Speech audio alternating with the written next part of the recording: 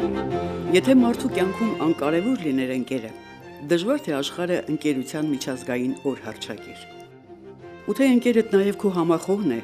քո մտքերին, երազանքներին թևեր տվողը, ուրեմն դրանք իրագործելի են։ Այդպիսին էր Կարեն Դեմիրճյանի և քանդակագործ Արա Հարությունյանի երկարամյա բարեկամությունը,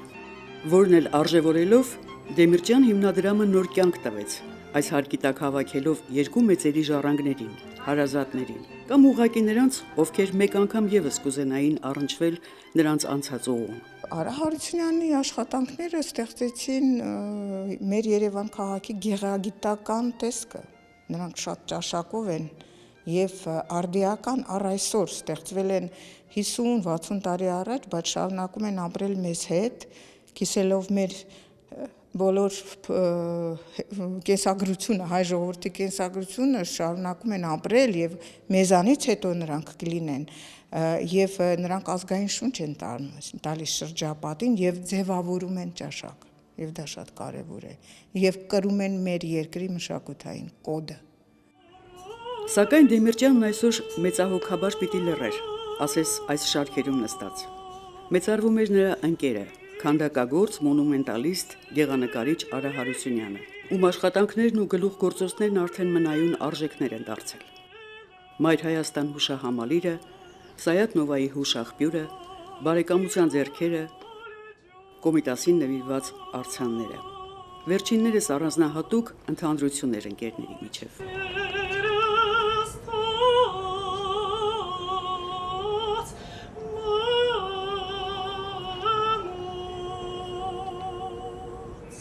Արա Հարությունյանի ստեղծագործությունների թվում են Գեղարդի առյուծ կոթող ուղենիշը, Մուսա լեռան հերոսամարտի, հայոց ցեղասպանությանը նվիրված հուշարձանները Երևանում և Նորհաճնում,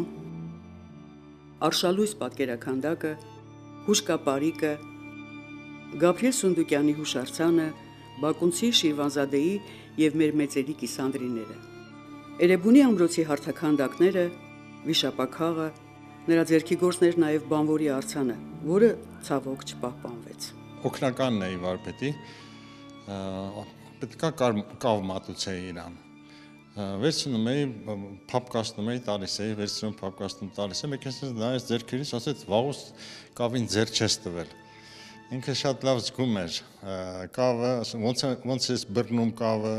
բռնելու ձևից, ասում եմ մի քիչ օտարացել է քո համար ոնց որ կավը։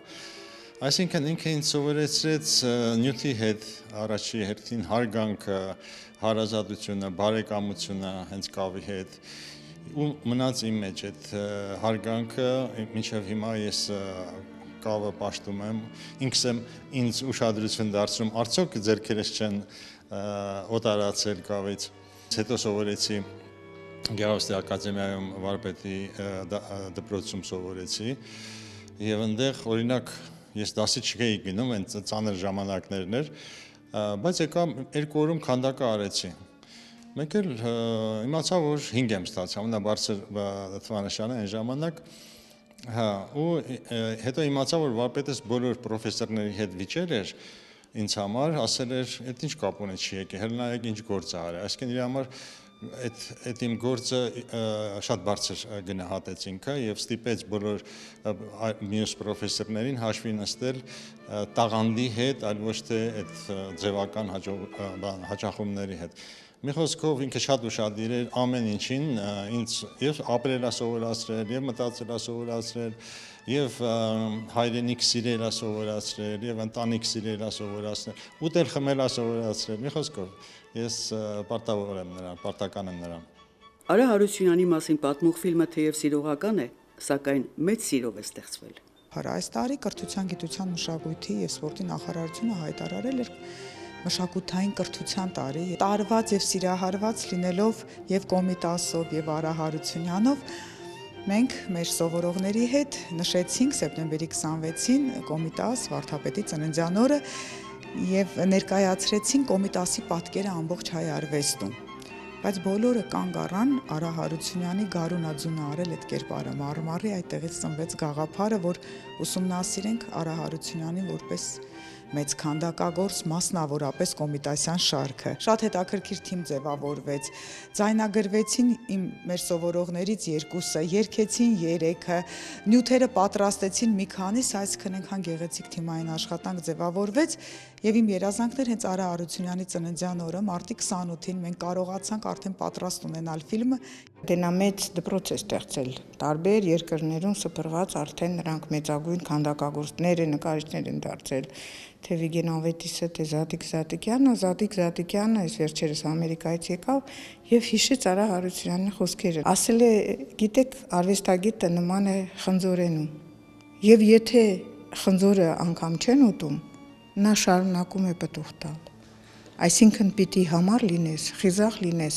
եւ եթե քեզ չեն ընդունում, միևնույն է, արվեստագետը շարունակում է ստեղծագործել։